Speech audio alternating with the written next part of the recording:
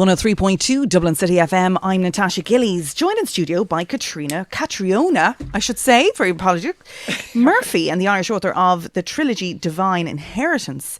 Now, you're having a book launch in May, but first of all, you've done the first book. Yeah. Tell me about the first book before we get on to the second. Yeah, no problem. So the first book is set in present day England, and it's following the story of a young woman at the age of 18 who's attending secondary school. And she's in a sort of a sticky situation. So she's living in an abusive sort of home environment, and she's been adopted, and there's a lot of sort of intricacies that she has to deal with. Any sort of average, normal teenage girl.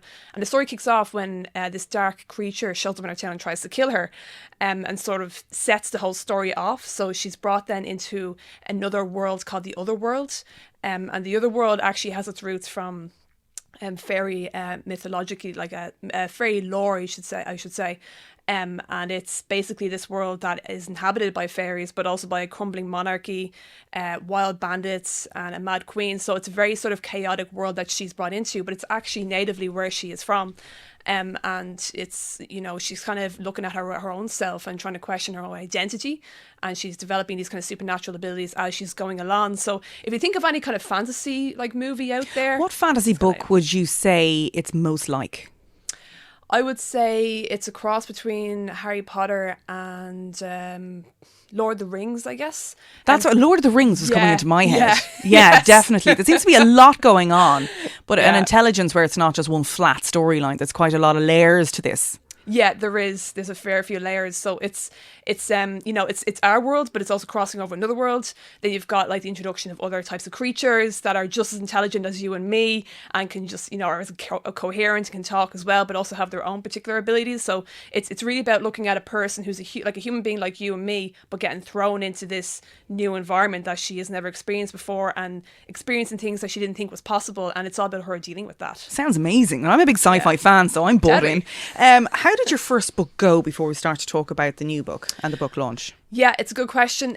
So the first book didn't do as well as I had hoped, but I think that's because I'm a self-published author, and I think It's always more difficult, that, isn't it, as well? it is, yeah. And the other thing as well is that when you're a self-published author, like, you have to do so much research before you start publishing these books, because like, if you don't have like a goal in mind, like let's say you say to yourself, right, I'm going to print it in ebook, I'm going to print it in normal print, I'm going to say I'm going to sell the 500 copies of the print and maybe 6,000 of the ebooks within the first 6 months. If you don't have like numbers in your head and a goal to work towards and a plan around it, it's very easy for it to kind of go sideways. You know, the launch happens, there's this big huge hoo-ha, and there's a lot of, you know, sort of great vibes from your family and friends, and everyone's patting you on the back. But if you don't have like a set plan, it's very hard to kind of keep those sales going. So to answer your question anyway, I sold probably about 200 of the ebooks, and then maybe 50 of the print books, because ebooks actually sell a lot better than print, because, you know, everyone has a sort of a Kindle these days, and it's a lot easier to just tap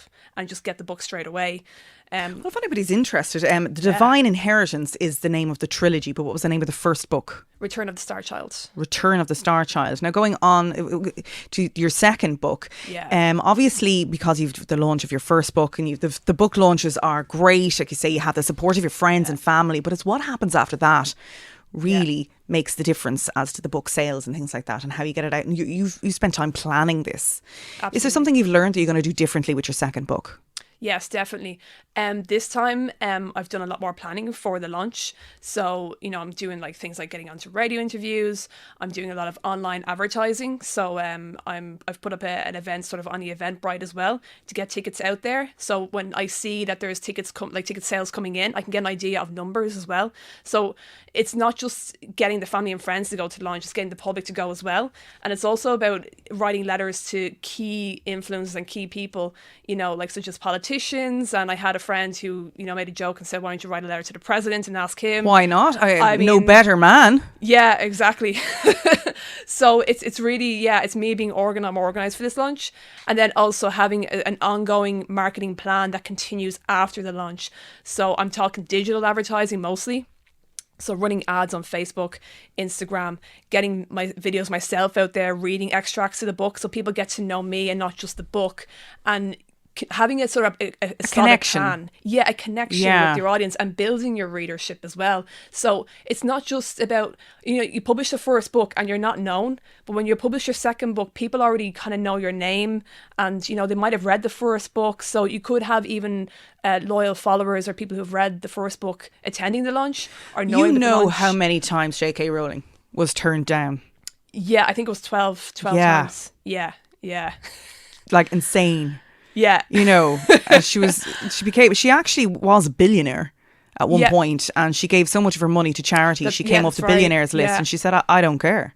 Yeah. You give back. Somebody Absolutely. believed in me. Yeah. That's it. It's all what it takes. So you sound like an extremely bright and intelligent young lady. So what is the name of your second book? War of the Phoenix. War of the Phoenix. Yeah. Right. So you're launching this in May. What date? The 20th. 20th of May. May I ask where? At the Irish Writers' Centre in Dublin City Centre. Great. So if anybody wants to get tickets to this, they go on to Eventbrite. And how much are the tickets? It's free, actually. I've Oh, it's made it free. a free event. Yeah. Great. Get it out there. So this is a free event. And who doesn't like a book launch? Yeah, and I'm hoping to also give some free giveaways as well, some tote bags. And we're going to have like a raffle and things like that, just to kind of get a bit of a buzz going. And we'll have some free food and nibbles and drink as well, of course. Absolute star. So definitely get on to that. The 20th of May, a book launch. And of course, when are you going to then your third book? When is the plans for this? Yeah, that's a great question. So I am aiming to start the third book probably a couple of weeks before the launch, and the aim will be 2021, maybe around May. Yeah, don't rush it. Don't rush it. Take your Yeah. time. Take your time. Yeah. Are you excited for this book launch? I am, yeah. Good. I'm getting pumped up. So I was like, I can see you when you're talking about it. People can't see you. You're actually you're kind of rising in your seat as you're talking about this. So the energy is deep within you. yes, the spirit of the phoenix. It's getting in at a fire. You're slightly of the other world. Yes. Me and you could run a book launch. I can tell you, we'd have some crack. It sounds like great fun. It sounds like you enjoy what you're doing as well, which I think Absolutely. is key to life and happiness. Yes. I certainly wish you the best of luck with this. Yeah. If there's one piece of advice before you go that you would give to aspiring artists and about publishing, what would it be? What mistakes have you made that you wish you hadn't, or what's the best route to go down? Or let's in your own words. I mean, really, it's just about planning. If you want to get a piece of your own art out there, and if you want to see it, get some legs to get it to really stick, it's good to kind of have some kind of plan together about knowing who is going to be interested in this piece of work that you're producing. Who's your target audience? What do they look like? Give me a profile, give me a persona of who they are. Like for me, the women who, it's mostly women who read my book. And they're between the ages of 25 to 45. And I know that because I've tested these ads on Facebook, and they're the demographic who respond most to it. So it's about really getting into the minds of the people who you think are going to want to know more about you and about Know what your inspires you. audience. Yeah, absolutely. In any form of arts, it's very, very important to know your audience. Yes, definitely. And that'll then help you plan where you should be targeting your advertising efforts as well. And what kind of circles should you be entering? What kind of network groups do you think you should be entering to? So it all kind of spans from that. You know what I mean? That'll help sort of give you a grounding starting point of going from there. Absolutely. Katrina Murphy, Irish author of The Divine Inheritance. Thank you so much for coming on and sharing all your pearls with us today, and we certainly wish you the absolute best of luck with your book launch on the 20th of May. Brilliant. Thanks very much. Thanks for coming in. Bye.